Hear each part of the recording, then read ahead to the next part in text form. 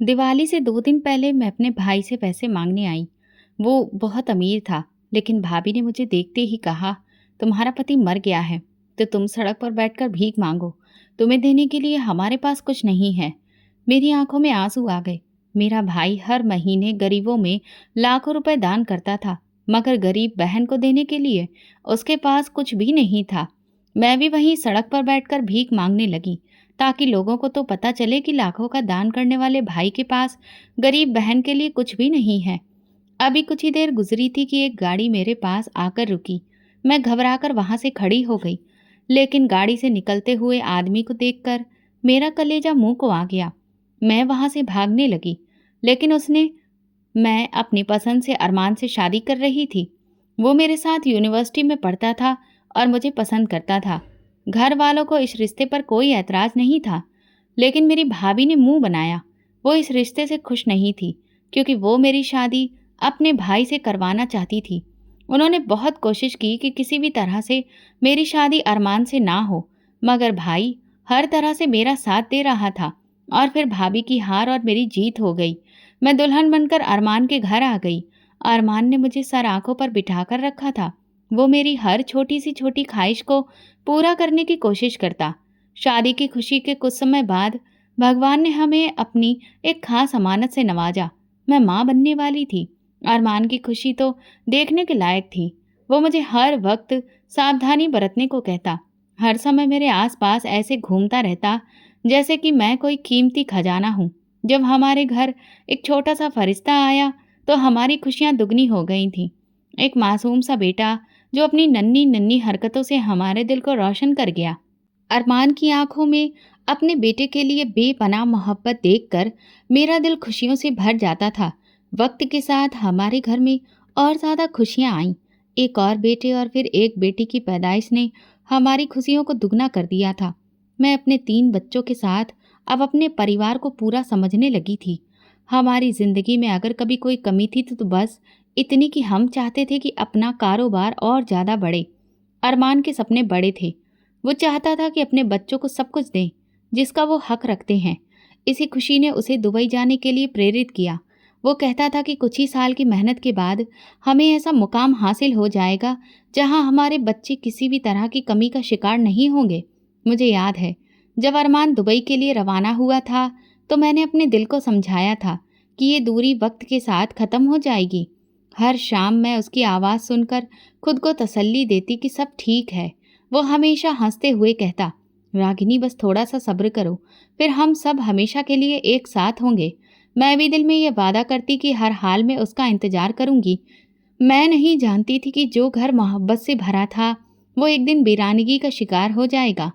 मैं अपने 3 बच्चों के साथ साथ खुशी खुशी अपने पति के लौटने का इंतजार कर रही थी, लेकिन तकदीर मेरे लिए कुछ और ही लिख चुकी थी।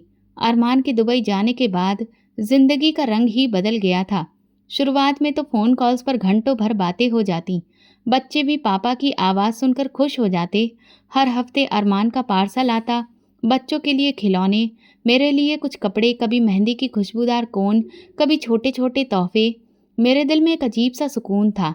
वो कहता था, "जल्दी ही मैं तुम्हें अपने पास बुला लूँगा, अपने हाथों से घर सजाएंगे।" मैं सपनों की दुनिया में जीने लगी। एक शाम रोज की तरह मैं बच्चों को खाना खिला रही थी और उनके सोने का इंतजार कर रही थी कि फ़ोन की घंटी बजी। मैं भागते हुए फ़ोन उठाने गई। दिल खुशी से धड़क रहा था कि शायद अरमान ने कोई खुशखबरी सुनाने के लिए फ़ोन किया है, मगर दूसरी तरफ कोई अजनबी आवाज़ थी। "मैडम, क्या आप रागिनी बात कर रही हैं?" मैंने उलझते हुए कहा। "हाँ मैडम, हमें अफसोस है, अरमान साहब का एक्सीडेंट हो गया है।" मेरे हाथ से फ़ोन छूटते छूटते बचा। मैं कांपते हुए बोली, "क्या मतलब? एक्सीडेंट? कैसे? कहाँ?" दूसरी तरफ खामोशी छा गई। फिर आवाज़ आई, "हम माफ़ी चाहते हैं, अरमान जी का देहांत हो गया है।" इस एक बात ने मेरी पूरी दुनिया जैसे रोक दी। कमरा, दीवार, ज़मीन सब मेरे आसपास घूमने लगे। मैं दीवार का सहारा लेकर खड़ी रही। बच्चे खेल रहे थे, हंस रहे थे और मैं एक लम्हे में अंदर से टूट गई। दिल चीखना चाहता था, लेकिन आवाज़ जैसे गले में फंस गई थी। माँ पास में आई तो मैं बस इतना ही कह सकी, "माँ, अरमान नहीं रहा।" और फिर बेहोश होकर गिर पड़ी। पूरा घर शोक में डूबा था। मोहल्ले की औरतें आ जा रही थीं, मेरे साथ बैठकर अफसोस करती, लेकिन मैं किसी की बात सुनने के काबिल नहीं थी। कुछ दिन इसी हालत में गुजरे। तकरीबन 7 दिन बाद खबर आई कि अरमान की डेड बॉडी अब भारत आ रही है। मैं खुद को संभालने की बहुत कोशिश कर रही थी, मगर अंदर कहीं हलचल थी। मैं दरवाजे पर खड़ी इंतजार करती रही। जब ताबूत आया तो पूरा मोहल्ला खामोश हो गया। मेरे भाई, पापा और मोहल्ले के कुछ मर्दों ने ताबूत को लाकर अंदर रखा। मैं आगे बढ़ने लगी तो माँ ने मुझे रोक लिया। रागिनी बेटा, खुद को संभालो। मगर माँ का सहारा भी कहाँ काफी था। मैंने अचानक से ताबूत की तरफ हाथ बढ़ाया। जब कफन हटाया तो चेहरा सामने आया, वो लेकिन पहचानने के काबिल ही नहीं था। एक लम्हे के लिए लगा कि ये मेरा अरमान नहीं हो सकता, क्योंकि चेहरा इतना बिगड़ चुका था कि आंखें पहचान नहीं पाईं। मैं ताबूत के करीब बैठकर हिचकियां भरकर रोने लगी। अरमान, तुमने वादा किया था ना कि तुम वापस आओगे, ऐसे कैसे जा सकते हो? लोगों ने बड़ी मुश्किल से मुझे वहां से हटाया। अंतिम संस्कार के बाद मैं खुद को संभालने की आखिरी कोशिश कर रही थी, लेकिन दिल अंदर से खाली हो चुका था। अरमान की जलती हुई चिता को देखकर मेरा दिल बार बार चीख रहा था, अरमान वापस आ जाओ। लेकिन अब कोई भी ये आवाज़ सुनने वाला नहीं था। अरमान के बिना वक्त ऐसे गुजर रहा था जैसे सदियां हों। कुछ दिन बाद ससुराल वालों का व्यवहार भी बदलने लगा। जैसे पहले तसल्ली और हमदर्दी के शब्द थे, अब वहाँ इल्जाम और कड़वी बातें थीं। मैंने हर बात पर चुप्पी ओढ़ ली। मैं जानती थी कि इस वक्त मेरे बच्चे ही मेरा असली सहारा हैं। उनके लिए ही मुझे जीना था, उनके लिए खुद को मजबूत रखना था। एक शाम मैं बच्चों को खाना खिला रही थी कि सास मेरे पास आई और कड़वाहट से बोली, अगर तू हमारे घर न आती तो मेरा बेटा आज जिंदा होता। तेरी मनुसियत ने ही सब कुछ बर्बाद कर दिया। मैं चौंक कर उनकी तरफ देखने लगी। दिल चाहता था कि सफाई दूं, कह दूं कि मौत और जिंदगी भगवान के हाथ में है, लेकिन मेरी जुबान बंद हो गई। मैंने नजरें झुका ली और चुपचाप अपने बच्चों की प्लेटों में खाना परोसती रही। सच्चाई ये थी कि उस वक्त मेरे पास शब्द ही नहीं थे। एक दिन सास ने मोहल्ले की कुछ औरतों को बुला लिया। मैं कमरे में बैठी बच्चों को लोरी सुना रही थी कि बाहर से आवाजें आने लगीं। देखा, जब से ये लड़की आई है सिर्फ बर्बादी ही बर्बादी है। पहले तो इसने अपने ससुर को बीमार किया और अब मेरा बेटा भी मर गया। भगवान बचाए ऐसी बहू से। मैं दरवाजे के किनारे खड़ी सुनती रही। दिल चाहा कि चीख कर कहूँ कि ये सब कुछ भगवान के हाथ में है, लेकिन मैं चुप रही। बच्चों की तरफ देखा तो दिल खुद ब खुद सब्र की तरफ झुक गया। मैं जानती थी कि अब मेरा हर काम उनके लिए था, हर आंसू, खामोशी, हार, बर्दाश्त सिर्फ उनके लिए थी। एक दिन सास ने हद ही पार कर दी। मैं बर्तन धो रही थी कि पास आकर मेरे हाथ से बर्तन खींचते हुए बोली, अपने कपड़े उतार, निकल जाए यहाँ से।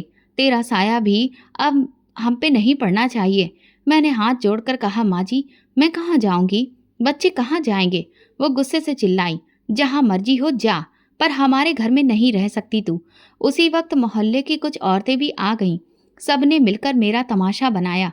एक ने कहा, अरे ये तो काली बिल्ली जैसी है, जिसका रास्ता काट दे उसकी जिंदगी बर्बाद हो जाए। पहले अपने ससुर की हालत खराब की और फिर पति को भी मार डाला। मैंने आंखें बंद कर ली। हर शब्द मेरे अंदर तीर बनकर घुस रहा था। बच्चों ने जब देखा कि मैं रो रही हूँ तो वो मेरे पास आकर लिपट गए। मेरा बड़ा बेटा बोला, माँ, हमें कहाँ लेकर जाओगी? मैंने खुद को मजबूत किया और कहा, जहाँ भगवान ले जाए वहीं चलेंगे। मैं चाहती थी कि मेरे पति के जाने के 40 दिन अब इस घर में ही पूरे हो जाएं, मगर मेरी सास के लिए कुछ और ही ज़रूरी था। कुछ दिन बाद सास ने मुझ पर एक आखिरी इल्ज़ाम लगाया। एक दोपहर को जब मैं बच्चों के साथ बैठी थी तो वो मेरे कमरे में आई, मेरे कपड़े फेंक दिए और बहुत ही कठोर लहजे में बोली, बस कर, निकल जा यहाँ से, जा, अपना ये काला साया कहीं और ले जा। मैंने उनके सामने हाथ जोड़कर कहा, मैंने कोई गुनाह नहीं किया है, भगवान गवाह है, लेकिन उनके दिल में मेरे लिए कोई जगह नहीं थी। मैंने बच्चों को पकड़ा और बाहर आंगन में आ गई। मोहल्ले के लोग तमाशा देखने के लिए खिड़कियों और दरवाज़ों पर खड़े थे। मैंने नज़रें झुका ली और अपनी इज्जत, अपनी तकलीफ, अपने सपनों को दिल में दफन करके घर से निकलने लगी। एक बुजुर्ग औरत पास आकर बोली, बेटी, भगवान बहुत बड़ा है, सब्र करो। मैंने आंखों में आंसू भरकर उनकी तरफ देखा और चुपचाप बच्चों को लेकर मोहल्ले की गलियों में निकल गई। मुसीबत में मुझे गली गली भटक कर मददगार बनने वाला कोई नहीं मिला, लेकिन मैंने अपने दिल में तय कर लिया था कि मैं हार नहीं मानूंगी। भगवान देख रहा है, वही मेरा हिसाब करेगा। जब मैं घर से निकली तो दिन का वक्त था। सूरज सिर पर था और गलियों में अजीब सी खामोशी थी, मगर खिड़कियों के पीछे चेहरे और दरवाजों के पीछे लगी नजरें मुझे महसूस हो रही थीं। मैंने अपने बच्चों को साथ लिया, सामान बस थोड़ा सा था, जिसमें कुछ बच्चों का सामान भी था। कुछ कदम चलने के बाद बच्चे थकने लगे। छोटी बेटी मेरे कंधे पर सिर रखकर सो गई थी। बड़े बच्चे दोनों लड़खड़ाते कदमों से मेरे साथ चल रहे थे। मैंने सोचा कि पुराने से पेड़ के नीचे कुछ देर बैठ जाऊं, मगर वहां दो औरतें पहले से बैठी थीं, जो मुझे देखते ही अपनी बातों का रुख मेरी तरफ मोड़ बैठी। यही है ना वो बदकिस्मत? हाँ, सुना है अपने पति को भी खा गई। अब अपने भाई के दरवाजे पर जाएगी, देखना वहां भी दरवाजा बंद होगा। ये सुनकर मेरे अंदर कुछ कुचल सा गया। मैंने बच्चों को संभाला और दोबारा चल पड़ी। फिर सड़क के किनारे एक रेड़ी वाले ने मुझे देखा तो सिर झटक कर बोला, कुछ औरतें तो खुद ही अपना नसीब छोड़ देती हैं। मुझे कोई रास्ता नजर नहीं आ रहा था। हर तरफ तमाशा देखने वाले, इल्जाम लगाने वाले थे। एक कोने में एक पुरानी इमारत का साया नजर आया। मैंने सोचा कि कुछ देर वहां रुक जाऊं ताकि बच्चों को पानी पिला सकूं। सामने से एक जानी पहचानी औरत नजर आई, मोहल्ले की लता मौसी, जिसने कभी मेरी मुंह दिखाई में मेरी तारीफों के पुल बांधे थे। मैं उम्मीद से उनकी तरफ देखने लगी। वो पास आई, मेरे बच्चों को देखा और अफसोस से सिर हिलाया, मगर फिर एक तरफ होकर कहने लगी, बेटी, लोग बातें करेंगे, अपनी इज्जत बचाकर चली जाओ यहाँ से, तुम्हें कोई जगह नहीं देगा। मैंने धीरे से सिर हिलाया, शुक्रिया कहा और आगे बढ़ गई। दिल में एक ही प्रार्थना थी कि भगवान किसी दरवाजे को मेरे लिए खोल दे। चलते चलते मुझे याद आया कि भाई का घर ज्यादा दूर नहीं है। एक नई उम्मीद पैदा हुई। मैंने बच्चों को पकड़ा और रास्ता बदल लिया। कमर भारी हो चुकी थी, मगर दिल में थोड़ी सी रोशनी थी। शायद मेरा भाई मेरा सहारा बन जाए। जब मैं भाई के घर के सामने पहुंची तो सांस फूल चुकी थी। भाई का घर अभी भी वैसा ही था, ऊंची दीवारों और बड़े गेट के साथ। दरवाजे पर पहुंचकर मैंने धड़कते दिल के साथ दस्तक दी। थोड़ी देर बाद नौकर बाहर निकला। उसने मुझे पहचान लिया, मगर चेहरे पर कोई खुशी या अफसोस के भाव नहीं थे। बस सवालिया अंदाज में बोला, कौन चाहिए? मैंने कहा, भाई से मिलना है, उन्हें बताओ कि रागिनी आई है। नौकर ने कुछ लम्हे सोचा, फिर अंदर गया और वापस आकर बोला, मैडम कह रही हैं कि भैया सो रहे हैं, बाद में आना। मेरी आंखें भीग गईं। मैंने बच्चों की तरफ देखा जो थके थके मेरे साथ खड़े थे। मैंने फिर कहा, बस एक बार कह दो कि बहन बाहर खड़ी है, बस एक झलक देखना चाहती है। नौकर अंदर गया, लेकिन जब वापस आया तो उसकी बात और भी ज्यादा कठोर थी। मैडम कह रही हैं कि परेशान मत करो, वरना गार्ड को बुलाएंगे। मेरी सांसें अटक गईं। जिन हाथों ने मुझे कभी गुड़िया लाकर दी थी, आज उसी आदमी के दरवाजे मेरे लिए बंद हो गए थे। मैंने हार नहीं मानी, गेट पर बैठ गई। बच्चों को सीने से लगाकर आसमान की तरफ देखते हुए भगवान से दुआ करने लगी। कुछ देर में भाभी खुद गेट पर आ गई। दरवाजे का छोटा हिस्सा खोला और तेज लहजे में बोली, रागिनी, इज्जत से वापस चली जाओ, यहाँ कोई जगह नहीं है तुम्हारे लिए। तुम्हारे भाई के सर पर पहले ही बूढ़े माँ बाप का बोझ है, अब तुम्हारी जिम्मेदारी वो नहीं उठा सकते। मैंने कांपती आवाज में कहा, भाभी, मैं काम कर लूंगी, घर के सारे काम करूंगी, बस एक छत दे दीजिए। मेरे बच्चों को अनाथ की तरह दर दर की ठोकरें ना खाने दीजिए। भाभी ने तंज कसते हुए हंसी और बोली, एक वक्त था तेरे तेवर देखने लायक थे, और आज हाथ जोड़ने आ गई है। माफ कर, यहाँ तेरी कोई जगह नहीं है। इतने में अंदर से माँ की धीमी सी आवाज आई, कौन है दरवाजे पर? मैंने तुरंत कहा, माँ मैं हूँ, रागिनी। भाभी ने दरवाजे के किनारे से जवाब दिया, कोई मांगने वाली है माँ जी, आप फिक्र ना करें।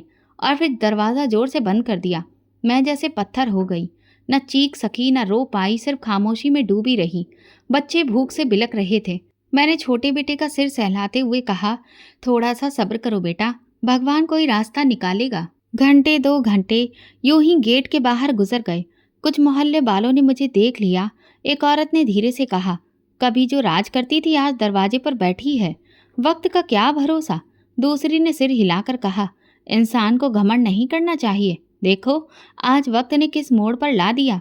मैंने अपने दुपट्टे को अच्छे से लपेटा, बच्चों को पास में किया और उठ खड़ी हुई। दरवाजे पर आखिरी बार नजर डाली। दरवाज़ा अभी भी बंद था और दरवाजे के पीछे बेचेहरे छुपे थे, जिन्हें मैंने मोहब्बत दी थी, जिन पर भरोसा किया था। कदम पीछे हटाए सड़क पर निकली। ना कोई मंजिल थी, ना कोई रास्ता, बस बच्चों का हाथ पकड़े आगे बढ़ती गई। हर कदम मेरे भरोसे को तोड़ता जा रहा था। हर लम्हा मेरी हिम्मत को आजमा रहा था। एक मोड़ पर एक पुरानी दुकान नजर आई, जिसका छोटा सा सिर बाहर निकला हुआ था। मैंने सोचा यहाँ कुछ देर बैठ जाऊं, बच्चों को भी थोड़ी छांव मिल जाएगी। वहां बैठते ही एक बुजुर्ग महिला पास आकर बोली, बेटी, ये दुनिया तमाशा देखती है, अपने भगवान से मांगो, वही तुम्हारे लिए रास्ते खोलेगा। मैंने दिल से भगवान को याद किया। बूढ़ी औरत ने अपनी पोटली में से एक सूखी रोटी निकाल कर मेरे हाथ में दी। बच्चों के लिए वो जैसे खजाने के जैसी थी। मैंने वो रोटी 3 हिस्सों में बांटी। बच्चों ने छोटे छोटे हाथों से रोटी थाम कर खाना शुरू किया। इस लम्हे मुझे लगा कि मैं दुनिया से कोई शिकायत नहीं करनी।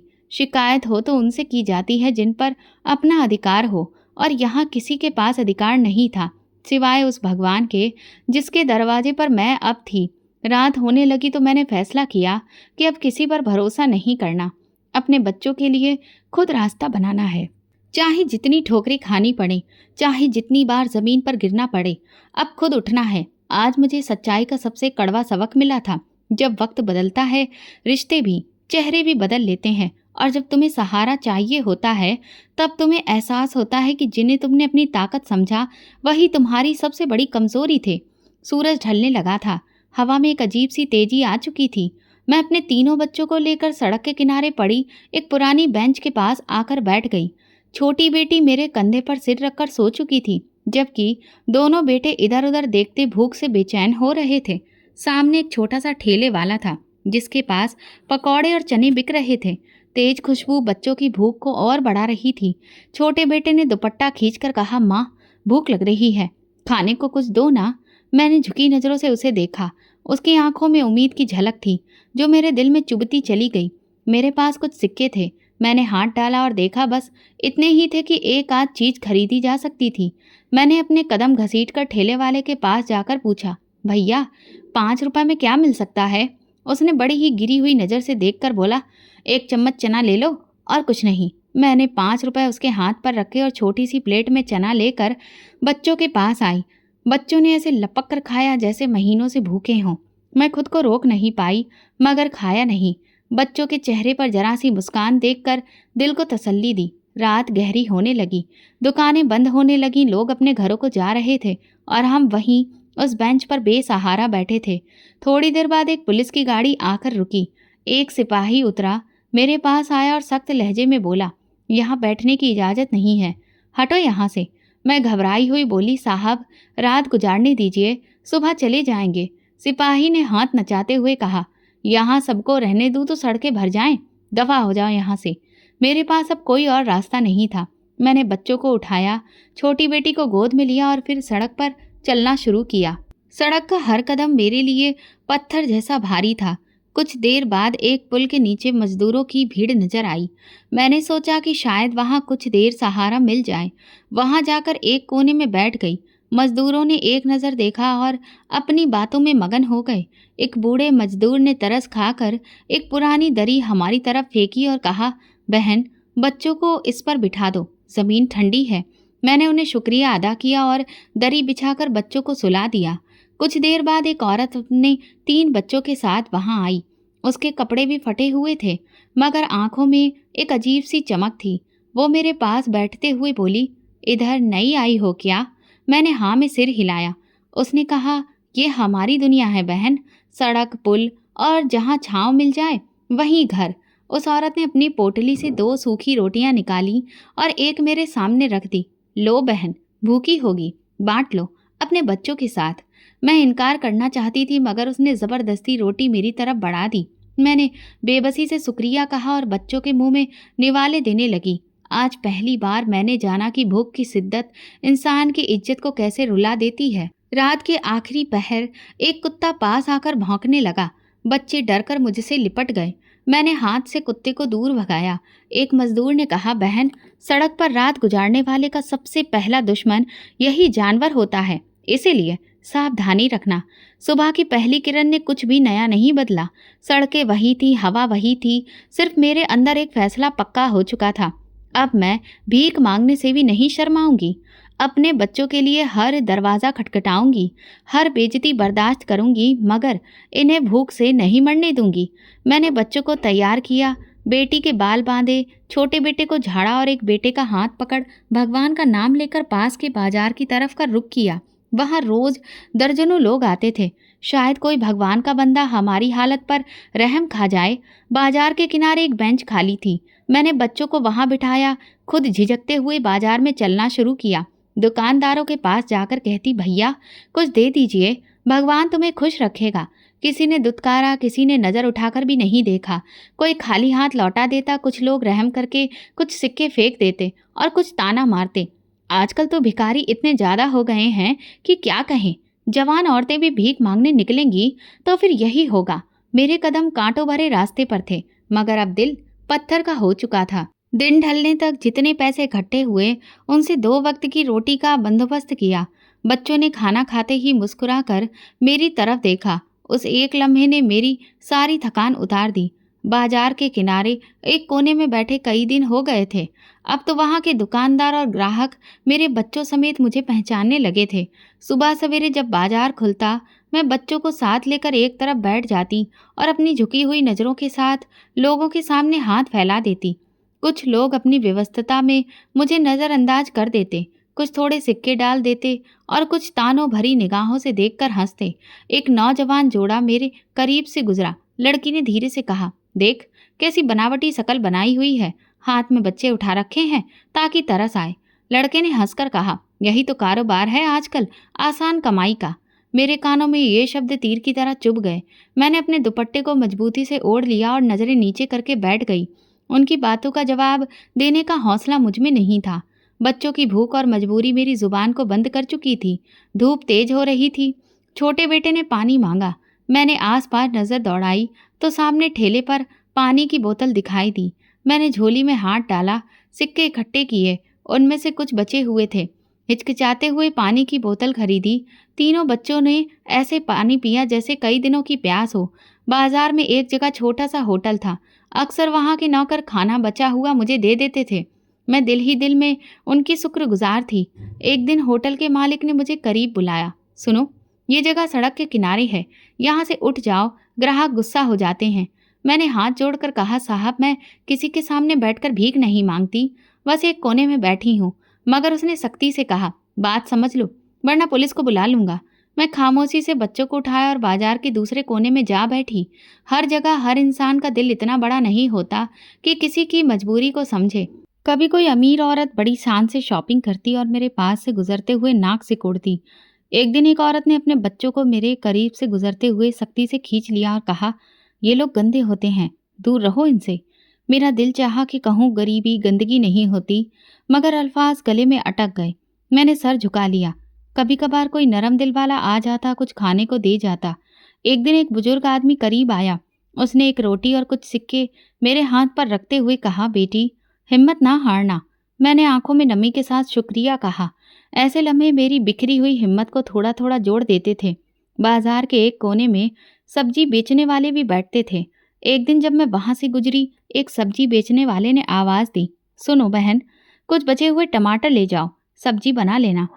मैंने खुशी खुशी शुक्रिया कहा और वो खराब टमाटर उठा लिए। ये छोटे छोटे सहारे मेरी जिंदगी में बड़ा सहयोग करते थे। बच्चों का हाल दिन ब दिन खराब होता जा रहा था। कभी बुखार, कभी खांसी। मैंने कोशिश की कि किसी दवा खाने जाऊं, मगर दवाइयां खरीदने के पैसे कहाँ से आते। मैं खुद ही जड़ी बूटियों से इलाज करने की कोशिश करती। कभी ठीक हो जाते तो कभी दोबारा बीमार हो जाते। दिन ऐसे ही गुजर रहे थे, कभी उम्मीद की किरण, कभी मायूसी की चादर। लेकिन मैं खुद से कहती, बच्चों के लिए हर जिल्लत सहूंगी, हर जख्म बर्दाश्त करूंगी, मगर इन्हें भूखा नहीं सोने दूंगी। बाजार की सड़कों पर बैठे बैठे मुझे हफ्ते गुजर चुके थे। अब लोगों के चेहरों से एक ही नज़र में समझ आ जाता था कि कौन महज तमाशा देखने आया है और कौन वाकई दिल में हमदर्दी रखता है। मगर फिर भी मैं सुबह से शाम तक इसी उम्मीद में बैठी रहती कि किसी दिन कोई चमत्कार होगा। एक शाम जब बाजार बंद हो चुका था और सड़क पर अंधेरा फैलने लगा था, मैंने बच्चों को संभाला और चल पड़ी। सर्दी बढ़ने लगी थी और खुले आसमान के नीचे रात गुजारना मुश्किल हो रहा था। छोटी बेटी का बुखार बढ़ गया था। उसका छोटा सा जिस्म मेरे कंधे पर पड़ा रहता और वो कभी हल्की सी सिसकारी मारती, कभी कांपती। चलते चलते मेरी नज़र एक खाली दुकान पर पड़ी। दरवाज़ा टूटा था और अंदर कचरे के ढेर लगे थे, मगर चारों तरफ दीवारें थीं और छत भी। मैंने सोचा कम से कम बारिश और ठंडी हवा से बचाव का इंतजाम हो सकता है। मैंने चादर से कचरे को एक तरफ धकेला। कुछ खाली गत्ते पड़े थे, उन्हें बिछाकर बच्चों को लिटाया। छोटी बेटी को गोद में लेकर सुलाने लगी। दोनों बेटे भी थकान से चूर होकर वहीं एक तरफ सो गए। मैंने अपने फटे हुए दुपट्टे को लपेटकर उनके ऊपर डाल दिया ताकि सर्दी से बचा जा सके। रात भर मैं जागती रही, बेटी का माथा छूती रही। बुखार कम होने का नाम नहीं ले रहा था। ना कोई दवा थी, ना किसी डॉक्टर तक पहुंचने की हिम्मत। एक बार दिल में आया कि किसी अस्पताल के सामने जाकर बैठ जाऊं, मगर बगैर पैसे के वहां कोई हाल चाल पूछता भी नहीं। सुबह छोटे बेटे ने रोते हुए कहा, माँ भूख लग रही है। मैंने अपने खाली दामन की तरफ देखा।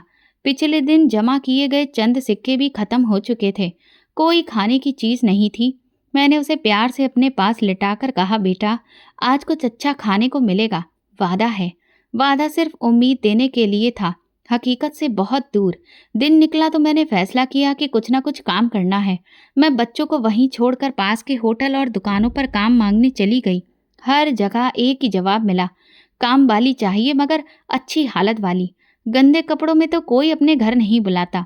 मैं खामोशी से लौट आई। दुकान के कोने में बैठकर बच्चों को देखती रही।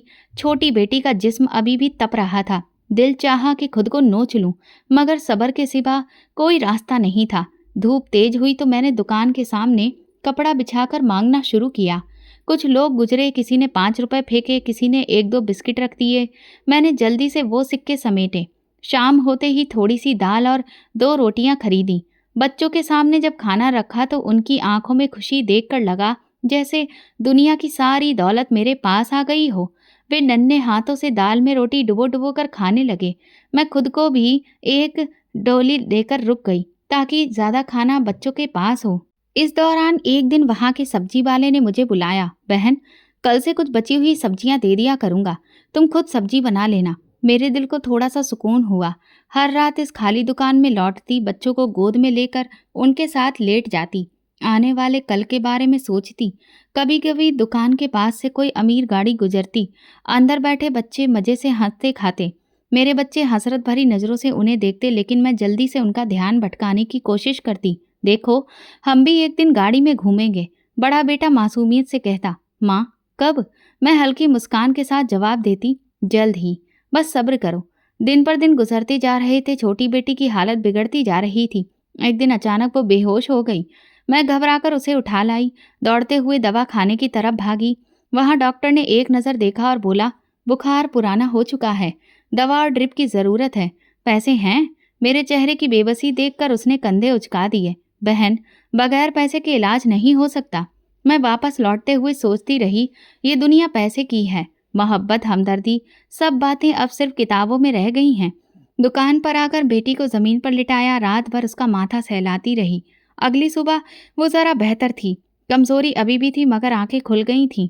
मैंने सोच लिया था कि अब बच्चों को सड़कों पर नहीं घसीटूंगी। जितना भी मांगूं कमा सकूं, लेकिन दुकान को अपना छोटा सा आशियाना बनाकर उन्हें यहीं रखूंगी। मेरी भूख, मेरी थकान, मेरी बेइज्जती, सब कुछ मेरे बच्चों के लिए कुर्बान है। सर्दियों की एक दोपहर थी। बाजार में भीड़ कुछ कम थी। मैं अपने कपड़े का टुकड़ा बेचकर बच्चों के साथ एक कोने में बैठी थी। हाथ में एक पुरानी सी प्याली थी जिसमें चंद सिक्के जमा हो चुके थे। बच्चों को बार बार समझा रही थी कि ज़्यादा शोर न करें ताकि कोई हमें डांटे नहीं। इसी दौरान सामने से एक बड़ी और चमचमाती गाड़ी आई। मेरी आदत थी कि नज़रें झुका लेती थी, क्योंकि अक्सर ऐसे लोग हमारी तरफ देखना भी गवारा नहीं करते। गाड़ी धीरे धीरे मेरे करीब रुकी। दरवाज़ा खुला, एक शख्स बाहर निकला। मैंने एक नज़र देखा और सांस रुक गई। वो चेहरा जो मैं ख्वाबों में देखती रही थी, जो मेरी हर सोच में था, वो अरमान था। बिल्कुल उसी जैसा, बल्कि शायद उससे भी बेहतर हालत में। मेरी आंखें यकीन करने से इनकार कर रही थीं। मैं जल्दी से बच्चों को दुकान में छुपा लिया और उठ खड़ी हुई। धड़कते दिल के साथ उसकी तरफ बढ़ी। कुछ फासले पर जाकर आवाज़ दी, अरमान। उसने मेरी तरफ देखा। मैंने उम्मीद भरी नज़रों से उसे देखा, शायद वो मुझे पहचान ले, मगर उसके चेहरे पर कोई हैरत, कोई पहचान नहीं थी। उसने उलझन से मेरी तरफ देखा और बोला, देखकर नहीं चलती, सड़क पर बैठकर रास्ता रोकती हो। मेरी दुनिया एक बार फिर से हिल गई। मैं लड़खड़ा गई। आवाज़ में कहा, अरमान मैं हूँ रागिनी। तुम्हारी रागिनी? उसने ताज्जुब से मुझे ऊपर से नीचे तक देखा और सख्ती से बोला, क्या बकवास कर रही हो? मैं कोई अरमान नहीं, मेरा नाम रविंद्र है। मैंने उसकी आंखों में झांकने की कोशिश की, जैसे वहां कहीं कोई सच छुपा हो। अरमान, ये बच्चे तुम्हारे हैं, देखो इन्हें। उसने गाड़ी मेरी तरफ बढ़ाते हुए कहा, सुनो, तमाशा मत बनाओ, ये सड़क सबकी नहीं होती। मेरी टांगें कांपने लगी। मैं बमुश्किल बच्चों के पास वापस आई। दिल चाह रहा था कि चीखूं चिल्लाऊं, मगर सच्चाई ने मेरे लफ्ज सिल दिए थे। लोग मुझे हैरत से देख रहे थे। कुछ ने कहा पागल हो गई है शायद। किसी ने कहा भला ऐसा कब होता है, जो मर गया वो वापस कैसे आएगा। मेरी नज़रें उस गाड़ी को देख रही थी जो अब दूर जा चुकी थी, लेकिन मेरा दिल वहीं टिक गया था, उस लम्हे में जहां पर हकीकत और ख्वाब डगमगा गए थे। मैं बच्चों को संभालते हुए वापस दुकान की तरफ लौटी। छोटी बेटी ने पूछा, माँ वो कौन था? मैंने उसके सिर पर हाथ फेर कर कहा, कुछ नहीं बेटा, बस एक सपना था। अगले दिन दिल में अजीब सी बेचैनी थी। मैं उसी जगह वापस गई, शायद वो फिर आए, शायद कोई वजह मिले। कुछ देर बाद वाकई गाड़ी दोबारा आती दिखाई दी। मेरा दिल तेज धड़कने लगा। मैंने अपनी जगह से उठकर सड़क के किनारे खड़े होने की हिम्मत की। गाड़ी रुकी, वही शख्स उतरा। आज उसने मुझे देखा तो कुछ लम्हों के लिए रुका। मैंने मौके का फ़ायदा उठाते हुए तेजी से आगे बढ़कर कहा, अरमान प्लीज़ मेरी बात सुनो। वो सख्त लहजे में बोला, कितनी बार कह चुका हूँ, मैं तुम्हें नहीं जानता, दफ़ा हो जाओ यहाँ से। मैंने उसका गिरेबान पकड़कर कहा, अगर तुम अरमान नहीं हो तो तुम्हारी आंखें क्यों वही हैं, तुम्हारी आवाज़ क्यों वैसी है। वो हाथ झटक कर पीछे हटा और गाड़ी में बैठते हुए बोला, पागल औरत हो, मेरा पीछा छोड़ दो। और गाड़ी तेजी से रवाना हो गई।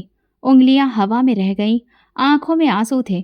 उस दिन बच्चों ने कुछ भी नहीं खाया। मैं भी चुपचाप बैठी रही, दीवार को घूरती रही, सोचती रही अगर वो अरमान है तो मुझे क्यों नहीं पहचानता, अगर नहीं है तो उसकी आवाज़ बिल्कुल अरमान जैसी क्यों है, और उसकी मौजूदगी मुझे अरमान के होने का एहसास क्यों दिलाती है। अगले कुछ दिन मैंने इसी सोच विचार में गुजारे। अब मैं भीख मांगती और ज़्यादा सड़क पर नज़र दौड़ाती, हर चमचमाती गाड़ी को देखती, हर अजनबी चेहरे में अपने पति की झलक तलाश करती। एक दिन एक भिखारी मेरे पास आकर बैठ गया। उसने मेरी हालत देखी और कहा, बेटी, कभी कभी जो हम देखते हैं वो पूरा सच नहीं होता। भगवान से प्रार्थना करो और उनसे सच्चाई के लिए कहो, सब कुछ खुद तुम्हारे सामने साफ आ जाएगा। मैंने अपनी उंगलियों से प्रार्थना के लिए हाथ जोड़े और दिल से कहा, हे भगवान, अगर ये मेरा वही अरमान है तो सच्चाई को मेरे सामने ले आओ, अगर नहीं है तो मेरे दिल से ये उम्मीद निकाल दो। अब हर लम्हा एक नई बेचैनी के साथ गुजर रहा था। सच्चाई का सामना होना बाकी था और मैं उस घड़ी का इंतजार कर रही थी जब ये परत पूरी तरह खुलेगी। अरमान को देखने के बाद मेरा दिल चैन नहीं ले रहा था। हर दिन उम्मीद और बेयकीनी के बीच गुजरा। मैं जानती थी कि जो मैंने देखा वो कोई धोखा नहीं था, मगर उसका इनकार, उसकी बेरुखी मुझे अंदर से तोड़ रही थी। फिर भी मैं हार नहीं मानी। एक दिन मैंने हिम्मत करके इस सड़क पर अपनी जगह बदल ली, जहाँ से वो अक्सर गुजरता था। बच्चों को दुकान पर छोड़कर मैं अकेली वहाँ उसके रास्ते में खड़ी हो गई। गाड़ी आकर रुकी तो मैं दौड़कर उसके दरवाजे के पास जाकर बोली, अरमान, एक बार मेरी आंखों में देखो, सच्चाई छुप नहीं सकती। उसने बड़ी ही बेरुखी से कहा, कितनी बार कह चुका हूँ, मैं अरमान नहीं हूँ, मैं रविंद्र हूँ। अपनी इज्जत का कुछ ख्याल करो और दफ़ा हो जाओ यहाँ से। मैं फिर बोली, अगर तुम अरमान नहीं हो तो फिर क्यों मेरी आत्मा तुम्हें पहचान रही है, क्यों मेरे दिल में ये यकीन है कि तुम ही मेरे वही अरमान हो। उसके चेहरे पर एक लम्हे को उलझन उभरी, फिर वो तुरंत संभल गया। उसने दरवाज़ा बंद किया और गाड़ी आगे बढ़ा ली। मैं धूल में लिपटी खड़ी रह गई। बच्चों की मासूम नज़रें अब सवाल करने लगी थी कि मैं क्यों रोज़ खाली उम्मीद लेकर वापस आती हूँ। 2 दिन बाद इस सड़क पर एक अजीब वाक़या हुआ। मैंने उसे पुरानी किताबों की दुकान के बाहर खड़े देखा। वो किसी किताब को ध्यान से देख रहा था। मेरे कदम अपने आप ही उसकी तरफ बढ़ने लगे। अचानक दुकान वाले ने जो पुरानी हिंदी की किताब उसके हाथ में दी, जैसे ही उसने वो किताब खोली, एक तस्वीर उसमें से निकल पड़ी। उस तस्वीर में मैं और अरमान साथ थे, हमारी शादी के दिन की तस्वीर। मैं दूर खड़ी सब कुछ देख रही थी। अरमान की आंखें तस्वीर पर जम गईं, उसके हाथ कांपने लगे, चेहरे पर हैरत, दर्द और उलझन एक साथ फैल गई। मैं हिचकियां छिपाते हुए बोली, देखा, ये तुम हो और ये मैं हूँ। वो चौंक कर मेरी तरफ देखने लगा। उस अब की बार उसकी नज़र खाली नहीं थी, उसमें पहचान थी। ये मैं हूँ। उसकी आवाज़ भारी हो गई। हाँ अरमान, तुम मेरे पति हो, तो मेरे बच्चों के बाप हो। वो पीछे हटकर दीवार से टिक गया। उसका चेहरा पसीने से भीग गया। मुझे कुछ याद नहीं आ रहा, पर ये तस्वीर, ये चेहरा। वो बड़बड़ाने लगा। मैं पास जाकर धीरे से बोली, तुम्हें सब याद आ जाएगा, बस आंखें बंद करो, दिल से सुनो। उसने आंखें बंद की और कुछ लम्हे ऐसे गुजरे जैसे दुनिया थम गई हो। फिर उसके होठों पर धीरे धीरे कुछ आवाज आई, रागिनी। मैंने अपने आंसू रोकते हुए कहा, हाँ, मैं रागिनी हूँ, तुम्हारी रागिनी। अरमान ने आंखें खोली। अब उसकी आंखों में अजनबीपन नहीं था, पहचान थी। मैं याद कर रहा हूँ, एक हादसा था, खून में लथपथ था मैं। वो बोलते बोलते रुक गया। मैंने धीरे से कहा, हाँ अरमान, तुम दुबई गए थे, वहाँ हादसा हुआ था। उसने सिर पकड़ लिया। मुझे होश आया तो मैं किसी अजनबी घर में था, एक बड़ा सा बंगला। उन लोगों ने कहा कि मैं उनका बेटा हूँ। मैंने खुद को आईने में देखा तो मुझे कुछ याद नहीं आ रहा था। मेरी आंखें भर आईं। वो बोलता रहा, उनका असली बेटा हादसे में मर गया था और मुझे अपनी पहचान के बारे में कुछ भी याद नहीं था, इसलिए मेरी पहचान कभी पता नहीं चल पाई। फिर उन्होंने मुझे अपना बेटा मान लिया, क्योंकि मैं तो सब कुछ भूल चुका था और मैंने भी खुद को उनका बेटा समझ लिया। मैंने आंसू साफ करते हुए कहा, दिल ने तुम्हें मेरी तरफ खींच लिया अरमान। दीवार से टेक लगाए वो खड़ा रहा। रागिनी, मैं तुम्हें और अपने बच्चों को भूल गया था। मेरा दिल बेचैन होता था, मगर समझ नहीं पाता था कि क्यों। अब समझ आया कि मैं क्यों अधूरा था। वो जमीन पर बैठ गया और मैं पास आकर बैठ गई। हम दोनों के बीच बस सिसकियों की आवाज़ थी। दर्द का एक खामोश समंदर था। अरमान ने मेरी तरफ देखा और कहा, मुझे माफ़ कर दो रागिनी, मैं नहीं जानता था कि मेरे भूल जाने से तुम पर क्या बीती होगी। मैंने हल्की आवाज़ में कहा, मैंने कभी तुमसे शिकायत नहीं की, बस तुम्हारे वापस आने की प्रार्थना की थी और भगवान ने मेरी प्रार्थना सुन ली। वो बच्चों की तरफ देखने लगा। मेरी गोद में बेटी सो रही थी। ये मेरे बच्चे हैं, वो धीरे से बोला। हाँ, तुम्हारी औलादें, तुम्हारी अमानत है। उसने बेटी के माथे पर हाथ फेरा, जैसे कोई खोई हुई दुनिया दोबारा से पा ली हो। सच्चाई का बोझ बहुत हल्का हो चुका था। राज खुल चुका था। मैंने दिल से शुक्र अदा किया कि किस्मत चाहे जितनी ठोकरें दे, सच्चाई हमेशा अपना रास्ता ढूंढ ही लेती है। जब अरमान को सब याद आया तो हम दोनों एक लंबे वक्त के बाद एक दूसरे के सामने ऐसे बैठे जैसे सदियों की दूरी एक लम्हे में खत्म हो गई हो। अरमान ने बच्चों को गोद में उठाया। उनके चेहरे देर तक देखता रहा, जैसे हर नैन नक्श को दिल में सुरक्षित कर लेना चाहता हो। फिर मेरी तरफ देखकर बोला, अब तुम्हें ये सड़क पर एक पल भी नहीं बैठना पड़ेगा। उस रात अरमान हमें अपने साथ लेकर एक छोटे से होटल में ठहरा। साफ बिस्तर, गरम खाना, बच्चों के चेहरे पर मुस्कुराहट और दिल में भी यकीन सा सुकून। अरमान रात भर जागता रहा। कभी बच्चों को देखा, कभी मुझसे सवाल करता कि मेरे बिना वो कैसे जिए, और मैं हर सवाल पर खामोशी से आंसू बहाती रही। सुबह होते ही अरमान ने कहा, अब वक्त आ गया है सच्चाई का सामना करने का। मैंने कोई सवाल नहीं किया, बस खामोशी से उसका साथ दिया। गाड़ी में बैठते हुए अरमान ने एक नज़र पीछे दुकान की तरफ डाली जहां मैं अब तक रही थी। रागिनी, मैं ये कर्ज कभी नहीं चुका सकता जो तुमने मेरे बच्चों के लिए चुकाया। मैंने धीरे से कहा, ये कर्ज नहीं, ये मोहब्बत थी। गाड़ी सीधा उस मोहल्ले की तरफ गई जहां मेरा पुराना ससुराल था। रास्ते में अरमान का चेहरा कठोर हो चुका था। दरवाजे पर पहुंचकर उसने बैल बजाई। दरवाज़ा खुला तो सामने मेरी सास खड़ी थी। उन्होंने अरमान को देखते ही जोर से चीख मारी, अरमान, मेरा बेटा जिंदा है। पूरा घर इकट्ठा हो गया। ससुर लड़खड़ाते कदमों से बाहर आए, हाथ बढ़ाकर कहा, बेटा तू जिंदा है, तू कहाँ था? अरमान ने उसके हाथ नहीं पकड़े। वो 2 कदम पीछे हटा और ठंडे लहजे में बोला, जिस दिन मेरी लाश को बिना पहचाने जला दिया गया, उसी दिन मुझे मार दिया गया था। सास और ससुर एक दूसरे का मुंह देखने लगे।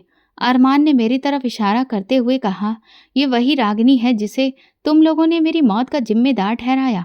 इसके सबसे कमज़ोर वक्त में इसे घर से निकाल दिया, बच्चों समेत दर दर भटकने पर मजबूर किया। सास आगे बढ़कर रोते हुए बोली, बेटा हम गुस्से में थे, दुख में थे, हमें माफ़ कर दो। अरमान ने ठंडी सांस लेकर कहा, माफ़ करना आसान है, भूल जाना मुश्किल। तो हाँ, मैं माफ़ कर चुका हूँ, मगर रागिनी का दुख, बच्चों की भूख, वो सड़कों पर गुजरे दिन, उन्हें कभी नहीं भूल सकता। पूरा मोहल्ला दरवाजे पर इकट्ठा हो चुका था। हर कोई हैरत से देख रहा था। एक औरत ने धीरे से कहा, देखा कैसे वक्त बदला। दूसरी ने कहा, अधिकार तो रागिनी का ही था। सास ने हाथ जोड़कर कहा, बेटा वापस आ जाओ, घर संभाल लो। अरमान ने सख्ती से कहा, ये घर अब मेरे लिए किसी कब्र से कम नहीं। मैं अपनी रागिनी और बच्चों को दोबारा इस नर्क में नहीं लाऊंगा। हम वहां से निकले तो अगला रास्ता मेरे भाई के घर का था। मैंने डरते डरते कहा, अरमान छोड़ दो, जाने दो। मगर अरमान ने नरमी से कहा, नहीं रागिनी, जो तकलीफ इन लोगों ने दी है उसका सामना जरूरी है। भाई के घर पहुंचे तो दरवाजा खटखटाया। दरवाजा खुला, हमें देखकर भाई दंग रह गया। भाभी पीछे से आई, पहले मुझे देखा फिर अरमान को, और चेहरा सफेद हो गया। अरमान ने कहा, बुलाओ अपने भाई को। फिर भाई बाहर आया, मुझे और बच्चों को देखा, नजरें झुका ली। अरमान ने सख्ती से कहा, जब ये बहन भीख मांग रही थी, सड़कों पर बैठी थी, तब तुमने एक बार भी दरवाजा खोलकर नहीं देखा। आज देख लो, वक्त बदल गया है। भाभी ने रूखे लहजे में कहा, हमें क्या पता था कि तुम जिंदा हो। हम तो अपने आप को मुसीबत से बचा रहे थे। अरमान ने तंजिया मुस्कान के साथ कहा, मुसीबत से बचने के चक्कर में इंसानियत भूल गई। भैया ने बड़ी मुश्किल से कहा, माफ कर दो रागिनी, गलती हो गई। मैंने अपनी नजरें झुका ली। अरमान ने मेरा हाथ पकड़कर कहा, रागिनी माफ कर सकती है, मगर जो वक्त गया, जो जख्म लगे, वो कभी नहीं भूल सकते। पूरी गली में बातें हो रही थीं। किसी को यकीन नहीं हो रहा था कि वही रागिनी जो कल तक सड़कों पर थी, आज फिर से सिर उठाकर खड़ी थी। अरमान ने बच्चों को गाड़ी में बिठाया और मेरी तरफ देखकर कहा, अब हम नई जिंदगी शुरू करेंगे, एक ऐसी जगह जहां तुम्हें और बच्चों को कभी अतीत की तकलीफ याद ना आए। गाड़ी चली। मैंने आखिरी बार उन गलियों को देखा जहां मैंने अपनी जिंदगी की सबसे बड़ी मुश्किलें झेली थी। अब मेरे दिल में कोई नफरत नहीं थी, बस एक थकी हुई खामोशी थी। माफी देना सबसे बड़ी परीक्षा थी, मैं जानती थी, मगर उन जख्मों को भूल जाना आसान नहीं था जो मेरे अपनों ने मुझे दिए थे। नई जिंदगी की शुरुआत आसान नहीं थी, मगर अरमान ने हर मुमकिन कोशिश की कि मुझे और बच्चों को वो वक्त भुला सके जो हमने मुश्किल में गुजारा था। हमने एक साफ सुथरा नया घर लिया, शहर के कच्चे इलाके में। बच्चों के लिए स्कूल का बंदोबस्त किया। मैंने पहली बार जिंदगी में यह महसूस किया कि मेरे सर पर कोई ऐसी छत है जहां से तानों के पत्थर नहीं बरसेंगे। अरमान ने कारोबार को संभाला, दिन रात मेहनत की और अक्सर कहता, रागिनी जो वक्त तुमने गुजारा मैं उसे कभी मिटा नहीं सकता, लेकिन जो वक्त आने वाला है उसे ज़रूर खूबसूरत बना सकता हूँ। मैंने मुस्कुराकर सर हिलाया। बच्चों की खुशियाँ मेरी ज़िंदगी की सबसे बड़ी दौलत बन चुकी थी। हमारे आसपास लोग हमें इज्जत की नज़र से देखते थे। अब कोई तानाकशी नहीं होती थी। बाजार में जाते तो लोग सर झुकाकर नमस्ते करते। नए मोहल्ले में हमें इज्जत मिली, सुकून मिला, लेकिन कहीं दिल के किसी कोने में पुराने जख्म अभी भी ताज़ा थे, जो कभी कभी रात के सन्नाटे में हरे हो जाते थे। एक दिन छोटे बेटे ने स्कूल से आकर कहा, माँ आज मेरी टीचर ने कहा कि हम अपने हीरो पर निबंध लिखेंगे। मैंने कहा कि मेरा हीरो तो मेरी माँ है। मैंने उसे सीने से लगा लिया। उसकी एक बात ने मेरे दिल की सारी थकान उतार दी थी। कभी कभी अकेलेपन में बैठकर मैं अतीत को सोचती थी।